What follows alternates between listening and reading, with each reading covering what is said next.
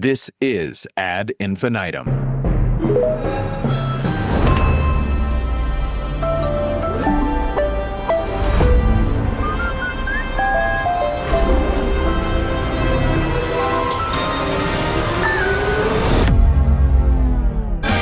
Ad Infinitum is the award-winning podcast solely focused on audio ads, the creatives who make them and/or the latest thinking that informs them, how the space is evolving, and, my favorite part, a roundup of recent audio ads with analysis by yours truly, Stu Redwine, and each episode's guest.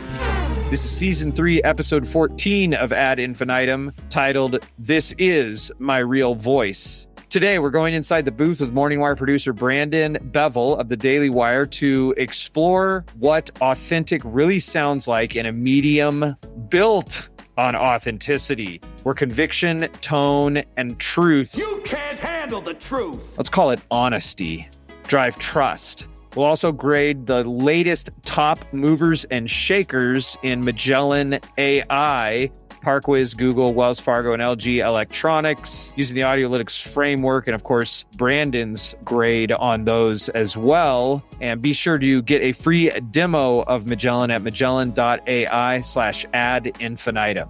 Brandon, thank you so much for joining the show. Hey, thanks for having me. So you've shaved hundreds of reads. I know I've enjoyed them myself. In fact, it was an Ollie read that I'd heard a couple of months back.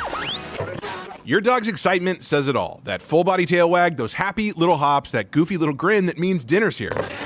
That prompted me to reach out because I was like, this is really good. And it's interesting to me because you're a producer on the show. So before we get into the rest of it, actually, can you tell the chief audio officers who are listening what exactly it is, everything you do over there at the Daily Wire? Yeah, so I'm a producer on Morning Wire. There's a lot that goes into that other than, reading the ads. That was kind of something that I just stumbled into upon getting the job here. And it was cool because I have a background in TV. And so it's been cool to kind of still do that. I was on camera for a short time, but now I mainly focus on, the content we're putting out and just kind of making sure the production pipeline runs smoothly on Morning Wire. And then, of course, making sure these ads sound great. That's part of it too. But, like today, I looked at maybe we're putting out like 4 interview type episodes this weekend. So I've been kind of watching those several times, making sure they're ready for air and things like that. That's interesting. You say watching them because it's like that is the world that we live in podcast. And you guys switched over to video somewhat recently, right? Right. Yeah. Shameless plug here. We are now on video. For a long time when I was on the show, we were audio only, but we recently, I think in April, we added the video element to it. And it's been great. It certainly adds a whole new side to doing this show, adding visuals, things like that, making sure, we're not just sitting on some, John and Georgia, and the reporters sitting there talking, but we also throw up visuals, we do sound bites. It's really it's added a whole new can of worms to our production. That's wild you say it was April, because I'm like, that was just recently. That's like, just shows you time flies. I'm like, that was 6 months ago. Yeah, for real. Yeah, because in my mind, I'm like, oh, this recent change. No, I remember talking with some of your team at our Chief Audio Officer Summit over the summer. Now that I think back on it, I was like, I think I said the same thing. You're like, you recently switched to video. But, well, it's funny because I listen to it. Nice. Every morning on my dog walk with my main man, my wingman, Maverick.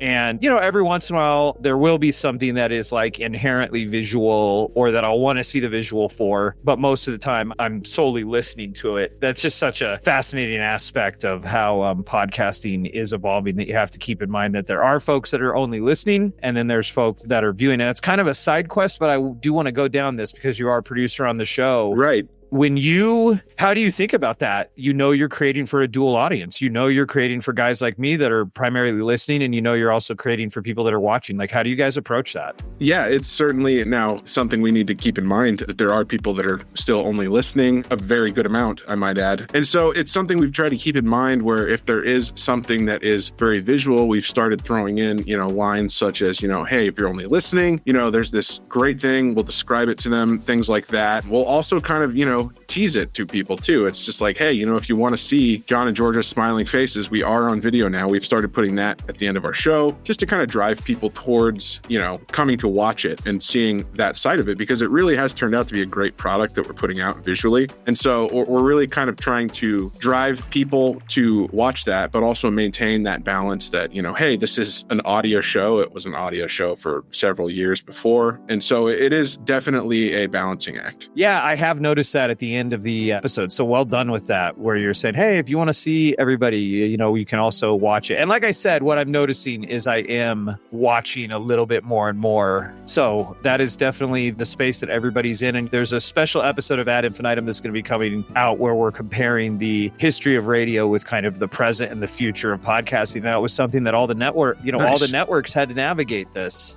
All the networks were radio networks. Right. Because there was no television. Totally. So this has been done before. So good luck with that as you guys continue to do that. And I think it's interesting. So you had a background in TV and... Yeah, and actually audio too. You mentioned audio. Like I went to college for like music and audio production. I ended up in TV, but my background is in audio and I mean TV for sure. But yeah, I started out at a small little, TV station in northern Maine. I could see Canada from my apartment at one point. But yeah, I went to school for audio production. And so that's kind of one sort of avenue that kind of goes into this with doing these ads and such. I would do a lot of them in school for projects and such. And then when I got to that small little TV station in northern Maine, there were a lot of, overlap as to the roles that I would do. I was on camera for a time. I was a reporter. I was a producer. And there were times where I would voice things as well. So that was certainly a big part of where my roots in this, voiceover stuff comes from, is that and college and things like that. So let's talk about before we get into how you approach doing those reads, which you do a great job. And I'm actually going to, I want to grade one of your reads later with Audiolytics. We'll do that. We're going to do it live. Do it live. I'll write it and we'll do it live. Before we get into that piece, so with the Morning Wire being a news show, like we have talked about, the hosts are more neutral. It's just the communication of the facts. So then you're brought in, the producer voice is brought in where you can voice the ads and give the endorsements. That's currently the way you guys have it set up, right? Yeah, correct. It's something we might be looking at in the future, where John and Georgia may read some certain ads, but only things that they truly like and will endorse because they enjoy it so much. But that's kind of why they have the producer reads for Morning Wire, is that so John and Georgia can remain relatively neutral because it is more a straight news show as compared to other shows here at the Daily Wire.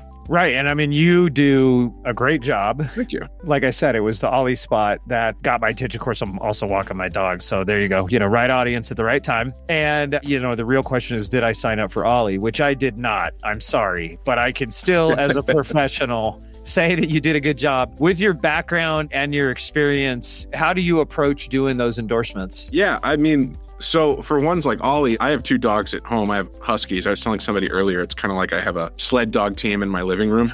And so one thing with Huskies, they're very, very vocal. Mine, maybe not so much, but they can be. And so I had a lot of fun with this one in particular, Ollie, because, I'm like thinking like, man, what do my dogs do when they're hungry? Well, they whine and make all sorts of, husky type screaming noises sometimes and growl and howl at me. And so I was like, how can I kind of use that where it's like, it is still me endorsing it, but it's more like, this is for dogs. We need like a dog endorsement of some sort. And so I try to have like a lot of fun with these types of ads where I like using natural sound, or it goes back to my like news roots, like I love using sound bites from people to help tell the story and natural sounds, explosions, whatever. And so I'm thinking, what would be, something I could use for this particularly. And when it was just like kind of a light bulb moment. Light bulb. When like my dog growled at me at home for dinner time anyway. And so I was kind of like, oh man, this would be great. Those are not actually my dogs in the recording, I should note, but that was kind of where the inspiration came from, was my dog,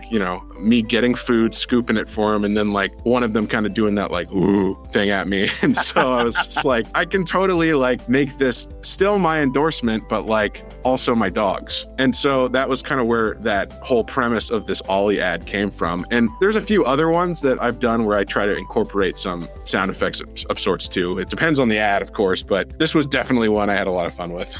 And what do you look for when you're getting copy points? Like, do you prefer that it's really stripped back and, it's like 5 bullet points and then you've got maximum latitude, or does actually more information give you more latitude? Like, what's ideal for you? I like having kind of at least a rough script that I can kind of tweak myself and add some of my own flavor to, I guess, rewrite it so it sounds a little bit more like me saying it. And I try to keep those, very authentic, because I was telling somebody earlier, like, we live in a world where there are now AI ads, and there are also people that sound very stiff. And one thing I try to do with both my copy and my performance is just kind of remain authentic so people can relate to it. Like, I'm just an everyday dude telling you about this. It's like, I was talking about this with somebody just with writing scripts for news in general. One of the things that, like, in my earlier career that really, like, struck me as far as how to write a news script is one of my executive producers was just like, okay, well, how would you, like, tell your friends about this over drinks at a bar? And so that was kind of a light bulb moment for me, because I was writing these really, like, big,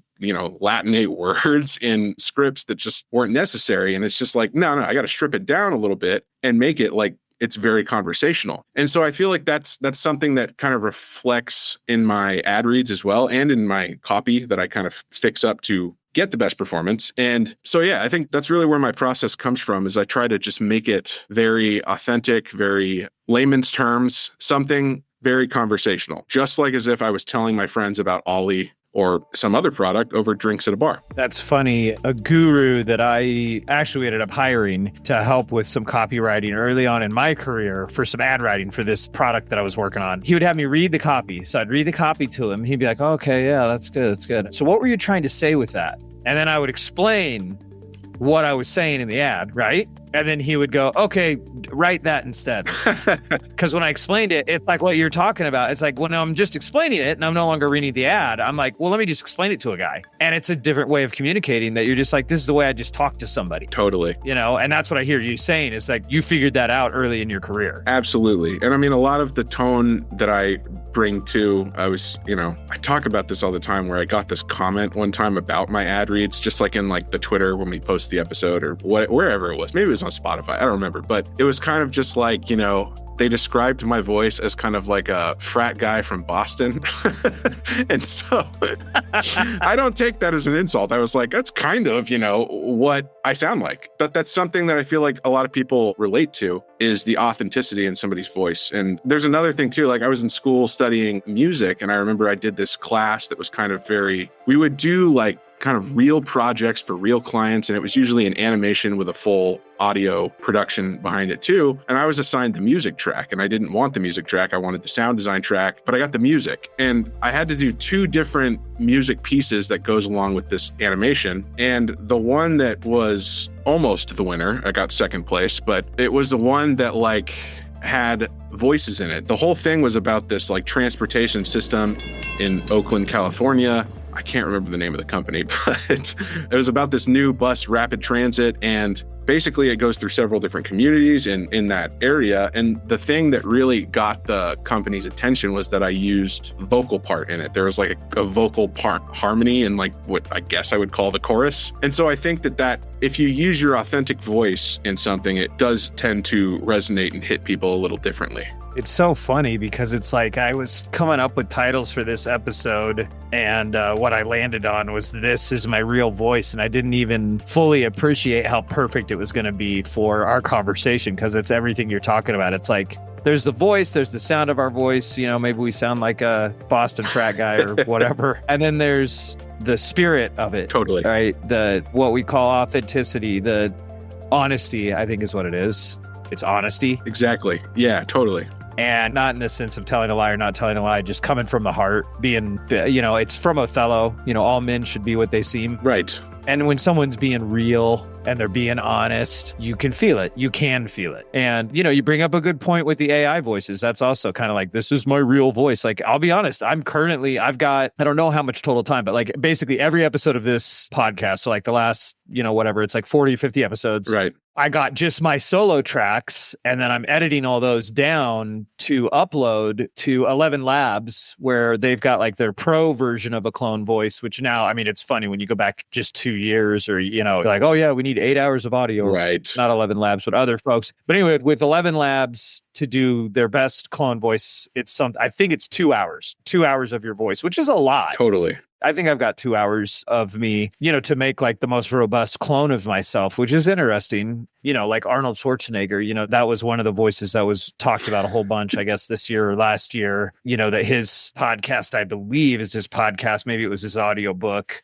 is like, clone Arnold. And it's just, man, I'd like to hear more what you think about that. I struggle with it because I'm like, there was a point in time in history when people saw photographs and the whole thing about like, oh, it sucks your spirit out, or that's not the real person. But now, like when you and I see a photograph or a television commercial with Kevin Hart endorsing one of the 7,000 products he endorses, we don't have any resistance to that. And yet, to me, there's this heavy resistance to clone voices that's different than photographs. Maybe we're seeing a correlate, something with AI generated video. Like, what do you think that's all about? I mean, it's pretty insane. I've seen a few times now where, it'll be a really realistic sounding AI voice. And the only way that I know that it's not real is that it's just saying something completely outrageous. Like the Arnold Schwarzenegger thing. I think there's that show when I was a kid, Reading Rainbow, that was on TV. They have like a whole AI Arnold Schwarzenegger singing that I've seen online, which is just, it's hilarious. But, I know that it's AI because there's no way Arnold Schwarzenegger is going to go into a studio and record Reading Rainbow theme song. But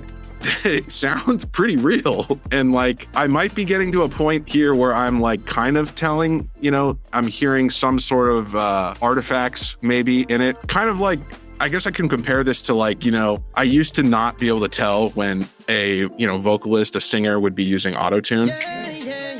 But now after like kind of using it for a number of years, I definitely can tell. And I just know I can hear those artifacts that it's like, they're using pitch correction, especially if it's really obvious, like Cher, Do You Believe in Love kind of thing. But there's also the ones that it's not so obvious. Like, I don't know. It's super interesting. And it's something that I'm watching with great interest because, I think they've even we've got 11 labs here. I've never played around with it with my own voice though. I guess I'm too scared.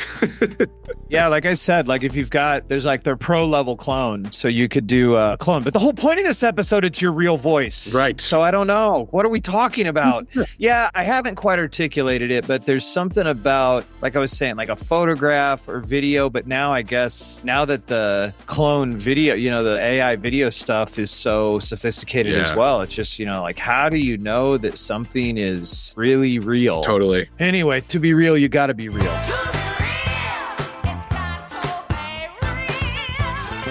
Okay, so let's really grade one of your ads. Cool. We're going to listen to this. This is Ollie by Brandon Bevell on Morning Wire. Your dog's excitement says it all. That full body tail wag, those happy little hops, that goofy little grin that means dinner's here. That's what happens when dogs taste Ollie.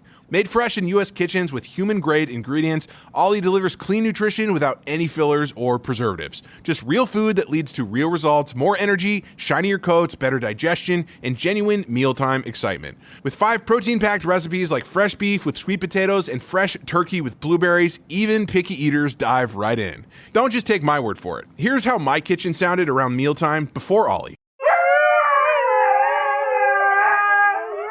And here's what it sounds like now. Dogs deserve the best, and that means fresh, healthy food. Head to ollie.com/wire, tell them all about your dog, and use code WIRE to get 60% off your welcome kit when you subscribe today. Plus, they offer a happiness guarantee on the first box, so if you're not completely satisfied, you'll get your money back. That's OLLIE.com/wire and enter code WIRE to get 60% off your first box. Bada boom. All right. So I took the transcript and I ran it through Audiolytics Score, which is the framework that we use to measure audio ads for performance. We've developed it here over the years at Oxford Road. It's a 71-point checklist of 71 different defined subcomponents that roll up into 9 key components in specific order of what is going to make something the most persuasive. And like our target score for all in-market creative is a 90%. And let it be known that Gettysburg Address is Audiolytics approved. It's a persuasive bet. We did an episode of the Media Roundtable. Our founder, Dan Granger, did an episode of the Media Roundtable, our other podcast with T-Pain. And he shared that information with T-Pain, and then he went on to grade T-Pain's lyrics with Audiolytics as well. Speaking of autotune, and that's a guy that's using autotune, like he's coming right out with it, baby. He certainly. Yeah. So anyway, your Ollie ad scored a 90% on the money. So it is Audiolytics approved straight out of the gate. And I knew it when I was listening to it. And I knew I was like, I gotta talk to this guy. But like structure and content wise, everything is there. I'm looking at it. I'm like, this is part of why I wanted to talk to you. And you did send some other ads as well. Helix Sleep, Identity Guard, Jeremy's Razors, like all of them, you take the same approach. And we've talked about the approach that you take. So it's like, yeah, this is one of those rare occasions where, I listen to, this is rare on Ad Infinitum that is an ad that's already in market that's at 90% or greater. So wow. Yeah, well done on that. Thank you. With that said, I do have a note. Okay. You ready for my notes? I'm ready. From the sound design standpoint, the crickets, what I was thinking of, what I was expecting was... Yeah. Did that thought cross your mind? It did, like, after it aired, and I was just like, maybe that would have been a good idea. Okay. Something like that, or like maybe distant crunching of dog food or something with like the, reverberant kitchen. Yeah, because I was thinking of my dog, like when Maverick goes after it, but I can't remember if it was Ollie or is Ollie human grade food? I think it is human grade ingredients, if I'm not mistaken. Yeah. Okay. So yeah, we were onboarding Dan Bongino, and I can't remember now if it was for Ollie or another one that was like Ollie. I feel like the dog foods things kind of went through the same thing the meal kits did, where there was all of a sudden 24 of them, and then in the end of the day, only HelloFresh and Blue Apron remain. Now it's like right. Ollie and Farmer's Dog. I bet you it was Farmer's Dog. Farmer's Dog. I've seen commercials. Yeah, yep. I bet it was Farmer's Dog. And he was like, this stuff is great. I mean, I would eat this stuff. I would totally eat this stuff. I was like, do it. I was like, Dan Bongino, eat that on a live read. Eat he just starts eating it. And I was challenging Dan Bongino. I'm like, do it, dude. Do it. You have to do it. He's like, oh, I don't know. I can't. So anyway, that's the next. If you take this thing to outer space, bro, eat the Ollie food on the next ad read. Man, I mean, if they ever make me go on camera, you know what I'm doing first. Excellent. Yes. Okay. So this is interesting. Like, truly, this is noteworthy. And I hear why. I hear your approach where, like, you clearly understand persuasion and you have a honest approach to communication. What I'm curious about, like, okay, so I just told you this scored 90% in Audiolytics. That's all well and good. Are you aware, did they close the loop, these advertisers, Jeremy's Razors, Identity Guard, Ollie, Helix Sleep? I mean, I imagine the answer is going to be yes on Jeremy's Razors with performance. Like, do you ever get to hear how these perform? I guess I don't. I guess I don't have great analytics as far as that goes. I usually kind of just... put it out there in the episode, and that's that. I guess I don't ever get specific information on how the ads in particular perform, but I would be interested. I'm sure. I mean, the way I guess you'd keep an eye on it is like who stays as a sponsor and who goes, right? Okay, I guess that's a good point. Yeah. So I guess a fair amount of people are hanging around. That's for sure. Well, you do a great job. I'm sure these ads are performing. Thank you. Oh, yeah, I'm confident. Okay, so now let's hear how all those regular folks out there are performing. And you know what? I want to say one other thing. I think it's interesting too, like your approach, your honesty. I like that word better than authenticity. Your approach, your honesty. Oh, and that you're making the decision, right? Like you're crafting the copy, you're delivering the copy. There aren't a lot of people in the middle. It's not designed by committee, it's designed by brand. Or am I wrong? Is that not the case? Well, okay. So I'm usually given like a rough copy from our folks in marketing. And then from there is where I'll take it, make tweaks, and then record it. Sometimes I'll ad lib a little bit on the words. There was this whole thing when I was on camera where I would read, the same stories in a news show, like maybe 3 times a day. And then I would get to the point by like the 3rd time where I'm inputting the same information, but I'm outputting something different as far as what I'm saying, how I'm delivering this story. And so there's a few times, of course, I'll read through these like a few times to get the best take, but usually by like the, whatever number time, I'm kind of ad-libbing a little bit as well. Whereas it's just like, yeah, I'm reading the script, but something different's coming out. Just saying exactly that thing, but in my own ad-libbed words. So you're kind of a fan of the Stanley Kubrick approach. Like you're going to do 72 takes. And by the time you get to that 72nd take, it's finally, that's the real deal. Hopefully like four or 5 takes. Hopefully not 72. If it is this honesty thing, this honesty kick I'm on, it's like you finally get beaten into a state of reasonableness where you're just like, I'm just going to say it. I'm just going to say it like it is. Exactly. So that's interesting. interesting when it comes to these. So you do multiple Ollie. It's not like you do one, lock it in, and it's done. Like you're going to do the Ollie read multiple times. Is that what I'm hearing you say? I do. I try to get like, and that goes back to kind of like my, honest approach to it, is I try to get it in one go as best I can. There are some times where I might pick up an excerpt and get that in, like, oh, I got it up to this point, or maybe I got it after this point really good. Let's get before that again. But usually I'm just like, I'll just run through it again. And usually I try to just get one solid take where I may only stumble once or twice. And usually I can get that in roughly 3 to 5 takes. Okay, and you're saying the magic happens on the last take? Usually, yeah. Or, there's every once in a while, it'll just be like, I really liked the second take, honestly. Like, there's some copy that I'll get that, has kind of the similar parts as it did before. Maybe we're running a new Helix Sleep copy that's a little bit similar, different CTA or something like that. Sometimes I'll change them up. Other times it'll be like, okay, I know this part, let's do it. And I will kind of ad-lib it a little bit, add some of my own flavor to it.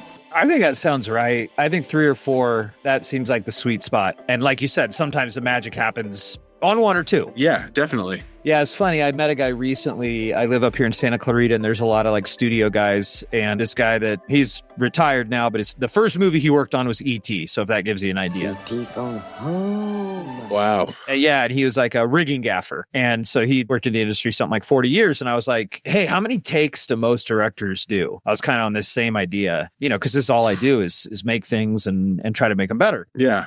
And he was like, 3 to 4. And it's like, oh, that's interesting. That's also what you're saying. And it's like, I think about even like making pancakes, right? Like the first pancake you throw out. Yeah. Sometimes then the second pancake is like, dang, I nailed it. All right, girls, breakfast is served. That's a great analogy. But sometimes the second one, you're still kind of like, oh man, griddle's too hot or whatever. Right. And then, God forbid you screw up the third one. You're definitely going to finally get there on the fourth. It's like 3 to 4 times at it. You're either going to have it or you're not at that point in time. Right. All Totally. right. We solved it. Thanks for listening to Ad Infinitum. No, I'm kidding. Okay.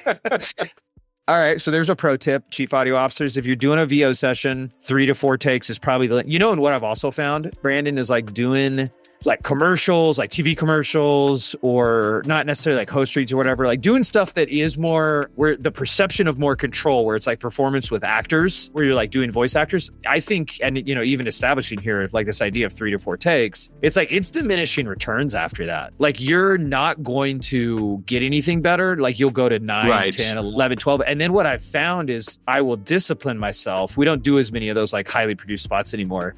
But I'll just stop. Like I'll stop it at 5 or 6. Like I'll be like, "You're done. Like get off. Like Stu, I am cutting you off." Totally. And then what happens, I notice, is you go into post and it's there.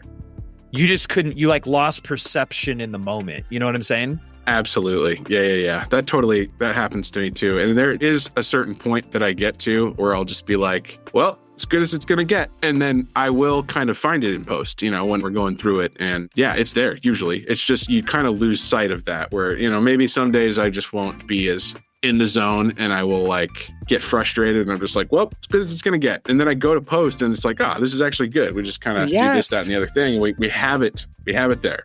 Yeah, because we'll have people, we did a bunch of founder spots early on. We did like 50 plus founder spots when we were building the agency. And it was like, people would get nervous and stuff. And, sometimes, I'd give them the direction, like, you're not nervous, you're excited. Like all that energy you're feeling, you're excited. Then one time I struck on this idea of like, how when you're drunk, if you've been drunk, have you been drunk? Yeah, I've been drunk. Okay. How when you're drunk and you feel really sexy and cool, but how you look really stupid? I go, like the reverse of that is happening right now. You feel really nervous and awful, but all of us looking at you, you look confident and in command. And they're like, oh, well, I just go, wow, And maybe that's not totally true. Maybe they did look nervous. But a lot of times I find that people's interior state does not match at all what everybody else is perceiving, right? Right. Totally. So yeah, I like that. That's another good one, chief audio officers, is fix it in post. No, I'm kidding. No, you know what it does make me think of though? I do think that that's a great example. Like, let's say you did that. Let's say Brandon's doing an ad read. He gets to take 4 or 5 and he goes, this is as good as it's going to get. And then you do get into post and there's like one phrase that you actually didn't get it. I'm like, that is the perfect place to use a clone, Brandon. But I'm being genuine. Like, let's say there was just like, I'm looking at the next line in my script. Now let's look at the top spinners driving momentum in September. Like, let's say you just, now let's look at the top spinners driving momentum in September. And it's like a flub, and you didn't notice that it was a flub. Oh, I see what you're saying. You get like, that would be a great application. You get what I'm saying? Does that make sense? I think that we do have that ability in one of the programs we use to assemble our ad reads. It's called the script. Yes. And I think we have that ability in there. I just don't know that it's something we've ever bothered to figure out, or if we're even allowed to do it, honestly. But that is interesting. And I know that I have heard of people doing that. I don't think I've ever done it myself, but I've definitely heard of people making quick fixes like that, where you can just you're talking about, you can like replace a word or a couple words or something like that. Yeah, or like an advertiser like Quince that we have at Oxford Road, like folks will say quince. Like they just don't, or Boland Branch, an advertiser, people will Boland Branch. Like, so it's like, oh, you want it to be Boland Branch, it's like little things like that. It's like photoshopping a cold sore off of somebody's lip, sonically. So, totally. Okay. All right. Let's get back to business. So one more thing. It's like that music discussion we were just having where it's like, our singer hit a bad note, but we can correct it a little bit with pitch correction. Yes, exactly. It doesn't mean we have to use pitch correction all the time, but if you are going to use it all the time, do it like T-Pain. Okay. Exactly. All right. So now let's listen to the top or movers and shakers from September. This is according to Magellan AI, and you can get a free demo of Magellan at magellan.ai/ad infinitum. Brandon, are you ready to grade some ads? Let's do it. All right. First one is Park Whiz on Unafraid Show with George Wrightster from September 23rd. Here we go. Parking shouldn't slow you down. ParkWiz gives every driver a shortcut. Book ahead, save up to 50%, and skip the hassle of circling the block. Park smarter, park faster. ParkWiz. Download the ParkWiz app today and save every time you park. All right, Brandon, short and sweet and hard to beat. Let's get this party started. What do you rate that ad for persuasiveness and why? Well, I would rate it a 8.7 out of 10. I think it's very persuasive. It makes me want to at least look into what it is. And I think I understand the gist of what they are trying to persuade us to do and communicate. And 8.7. 8.7. Okay. All right. Yeah. And it had that funky music track. I do like the music. That's a good point. And that always, that can help make us feel better. What I'm going to do is I'm going to hold back on the Audiolytics scores until we get all the way through. I've been doing that recently because I want to get your unadulterated grade. So let's go to Google. I actually think this is for YouTube, which is owned by Google. Everybody, spoiler alert. Sweet. All right. So this next one is from Google. Here we go. As a scientist, I can tell you that Sundays are only 24 hours long. But with NFL Sunday Ticket and YouTube TV, you get every game every Sunday all in one place. That's upwards of 30 hours of NFL in one day. How can there be 30 hours in 24 hours, you ask? I have a theory. Magic. New users get NFL Sunday Ticket for 8 payments of $34.50 per month. Sign up at NFLSundayTicket.com. Local and national games on YouTube TV. NFL Sunday Ticket for out-of-market games excludes digital-only games and commercial use. Terms and embargoes apply. Availability varies. Okay, Brandon, before you give your grade on that one, I want to start. You go ahead. Mike Cesario of Liquid Death has remarked about their advertising that he didn't set out to be advertising awesome, but awesome, or it's something like that. Or it's like he didn't set out to be like advertising funny, but like funny. Yeah. Like actually like SNL level, when SNL is good or when South Park is good, like funny, like legitimately awesome. This line that, how can there be 30 hours in 24 hours, you ask? I have a theory. Magic. That to me is like advertising funny or advertising in it. Like, what? Like, I've been in the rooms, I've put stuff out there like this, but it's like, come on, guys, you can do better than that. You know what I mean? Like, it's like Nobody would, to me, it like erodes the credibility. But now that I've thrown my little stone at it, what is your unbiased grade of this ad for persuasiveness? Well, this one, I really like their use of sound and kind of ambiance. And, like they had the ding, the bell in there. I think it definitely, I'm not necessarily a football guy. I watch sometimes, but it makes me interested slightly more than I think it normally would. And so I think that it definitely considering like the kind of ambiance music and the sound that it provides, it catches my attention. It does what it's supposed to set out to do as far as, letting me know that this is available. So I think I'd give it a 9.3. Wow, dude, what a generous man. Okay. Wow. I liked it. It wasn't bad. All right. This is interesting. Let's keep going. Okay. All right. This next one is from Wells Fargo. Here we go. The name of this product is the Active Cash Credit Card from Wells Fargo. That's a lot of name, but it's also a lot of card. It earns unlimited 2% cash rewards on purchases. Whether it's buying tickets to the game with your mom or grabbing coffee with your dog, purchases big and small earn unlimited 2% cash rewards. No limits, no categories to track, just straightforward rewards that keep adding up. So, you might stumble a bit while saying it, but paying with it will make you stumble upon so much more. Shopping, dining, cooking, gardening, you get the idea. Let's say it together. The Active Cash Credit Card from Wells Fargo earns unlimited 2% cash rewards on purchases. You know what? It does have a ring to it. No, seriously, try saying it out loud. The Active Cash Credit Card from Wells Fargo. Oh, that sounds nice. Learn more at wellsfargo.com/active cash. Terms apply. Okay. Wells Fargo. What say you, Brandon? Okay, so I think that one doesn't quite, he's got a good read. It definitely tells me what I need to know. I bank with Wells Fargo. So, definitely listening with great interest on that one. But I think that there could be, like I said, I like, the use of other sounds to kind of illustrate, what they're trying to communicate. And so I think that there's some opportunities, I feel like, for some like sound design type things in there. The fact that it doesn't have music or anything doesn't necessarily bother me, but I feel like there could be some more use of sound design, sound effects to help kind of communicate what they're trying to advertise there. So I think I'm going to give it an 8.4. Yeah.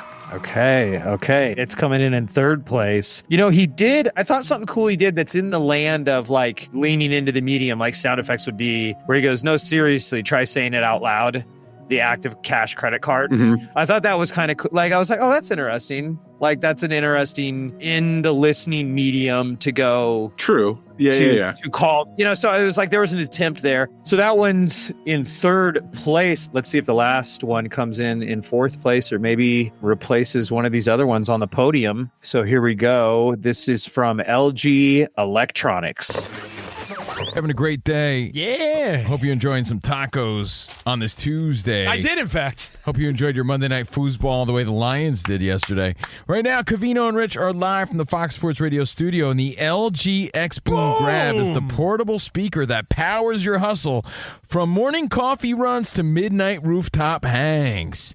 Enjoy vibrant sound with up to 20 hours of playback. That's a party, man. 20-hour party. And now save 25% at LG.com with code FALL25. FALL25. So bring the boom, X Boom. LG. And have a great fall like Humpty Dumpty. Life's good. I hope you do have a Humpty Dumpty type of fall. You saw him wearing a flannel shirt, apple picking, having a latte. He's really living it up. Yeah. Man, have a great fall, Humpty Dumpty. All right. I think I remember Humpty Dumpty better than I remember LGX Boom. What do you give that one stacked up against the others? Let's see. I like the kind of more conversational nature of it. I think that's, cool. It's probably very fitting for the show. But I think you also made a point, that you remember what was it, the bada bing? Yeah, the boom. Oh, no, Humpty Dumpty. Yes, Humpty Dumpty. You remember Humpty Dumpty better than actually LG. So considering that, I think I'd probably give it an 8 on the dot. Okay, 8 on the dot, so it comes in last place. All right, drum roll, please. Yeah. So first of all, Brandon, your scores. Number 1 is Google or the NFL ticket at 9.3 out of 10. Then we've got ParkWiz at 8.7 out of 10, Wells Fargo at 8.4 out of 10, and LGX Boom at 8 out of 10. You kept them all up there in the 8s and the 9s, which is very generous of you. Audiolytics agrees on your first two as far as rank order goes. So Google got an 86%. It was Our target is 90, which your Ollie ad beat that, the YouTube ad. Wells Fargo got an 84, and then Audiolytics has these tied at the bottom at a 70% on ParkWiz and LGX Boom. And it's interesting to me, both of those Both of those are shorter, which is often the case of you're just not as able to get as much substance in there. And, the thing that I notice with these is it does sound like you said these two from the Dan Patrick Show. LGX Boom had the nice conversational nature to it, but they didn't self-identify like producer Brandon does. Producer Brandon always self-identifies. Also, with the Wells Fargo ad, that was obviously being read by like a producer or talent, Right. But he didn't self-identify. And even in the stories that he told, like you and Ollie, you took the story, you made it personal, your dogs, like grabbing, game with your mom or grabbing a coffee with your dog. That's from the Wells Fargo script. It's like that individual could have personalized that more. Like when I take my mom to a game or grab coffee with your dog, I don't know who grabs coffee with their dog, but he grabs coffee with his dog. He could personalize it more, which is something that you did well. And then I think, with Park Whiz, though, you gave it a higher score. I want to dig into that one. Like, what did Audiolytics say about that? Why did it? What was Audiolytics' score of that one again? 70%. So it's saying... I didn't give it color. Provide data research to substantiate the gap between the current offering and the status quo, create an event or deadline to justify urgency of action, include a unique discount. So that's sort of some basic like rules of the road that you can do to pump up the persuasiveness. Gotcha. I think also it lacks some specificity. Parking shouldn't slow you down. Park Whiz gives every driver a shortcut, book ahead, save up to 50%. You got to think that this is a geo-targeted one, because it's not going to necessarily apply to everybody. I'm not sure. Download the Park Whiz app today and save every time you park. Yeah, maybe you're right. But I will say on the top ranked ads here for both Audiolytics and for producer Brandon, you've got a lot of good information. It explains exactly what it is and how to transact. And, paints more of a picture in the listener's mind. After listening to these ads, what recommendations do you have for the chief audio officers that are listening? Yeah, I think that, one thing I really try to do, and I guess I struggled to say this as good as I'm about to now earlier, but just really try to make a connection with the listener. And that delves into the authenticity, the honesty of the ad, really trying to make an impression. And I feel like the best way to do that is to just kind of, make it as much you as you can, as much of your authentic self as you can. That's what I'm trying to say. And so it goes back to what I was saying about like kind of the best way that resonates with a lot of people is talking to them like you would talk to your friends. Tell them, if you were telling your friends about this product, this thing, how would you say it? And, I think that really kind of resonates with people. As far as, other ways to kind of do it, I know that we don't do this for Morning Wire, but I saw kind of just a really innovative way to kind of not necessarily do an ad, but to advertise something. I think on the Ben Shapiro show, they use Perplexity, not necessarily always in an ad, but it's like, actually, let's check this fact with Perplexity, which is, the AI kind of chat GPT competitor. And I think that that's a really cool way to do that. So there's a lot of ways that you can innovate as far as advertising, I feel. And I feel like, those are two ways right there. One where you really kind of connect with your audience, just like you would, your friends, and also find a way to work something in the way that Ben showed us. Yeah, I think I've heard that on Rogan recently as well, that they're using Perplexity. Nice. So kudos to the Perplexity team. Aristotle figured it out a long time ago, as he did many things. He said a person is not fully persuaded until they consider a thing demonstrated, right? And I think that's a part of what I'm hearing come out of this as well, right? Like, absolutely. When you're honest and authentic about your experience with the product, you're demonstrating it in a way. And then if you think about it, the other choice that these advertisers took, and you take as well, you're able to do both with your reads, is they're using the medium itself, like sound effects and music, to communicate as well. So, either do, or if you can do both, use a real, honest human telling the truth about their experience with the product. And then also use the tools that are at your disposal to paint a picture in the theater of the mind. And all of that works together to demonstrate the product in a non-visual medium to the listener. Yeah, totally. Absolutely. I love what you said about demonstrating, because in a way you are kind of like painting a picture of a demonstration for folks in a way that they can relate to. And I think that really speaks volumes when you can do that, and it really draws people in. Yeah, like I said, it's sometimes I'm like Aristotle, this rhetoric or whatever. It's like he figured all this stuff out, and then we just we keep repackaging it. Right. So it's like, let's just go back to the source. So, Brandon, thank you so much for coming on Ad Infinitum, and also thank you very much for taking your craft seriously and putting great work out there. It is so easy. in audio to phone it in. It really is. Definitely. I think that even is inherent to the power of audio, because audio is, it's our sense that is always on. It supersedes all other senses. It's directly linked to the creation of memory and emotion. It's our quickest sense, right? If you touch your own arm, your feeling of that touch is slower than if you heard a sound. Right. So sound, that's why they use a starting gun in the Olympics. So I say all this to say, because it is so powerful, one could not try very hard and still get all that power. But man, it's so much more powerful when someone does try hard and get all of that power. And that's what you're doing with your work on the Morning Wire. So thank you for respecting the craft and putting great work out there. And thanks again so much for joining Ad Infinitum. Of course, love doing it. And thank you so much for having me. Reminder, Morning Wire on video now. Check us out. We are rated very neutral on Ad Fontes. So please watch our show. Thanks a lot, Stu. Yeah, you're welcome. Yeah, video's the new audio. Okay, that's a wrap on another episode of Ad Infinitum. For you chief audio officers listening, remember, authenticity isn't about sounding perfect. It's about sounding honest. The real voice that converts is the one that connects and cuts through. Remember to go to Magellan.ai/ad infinitum to sign up for a free demo. And thank you for listening, and have fun making the ads work.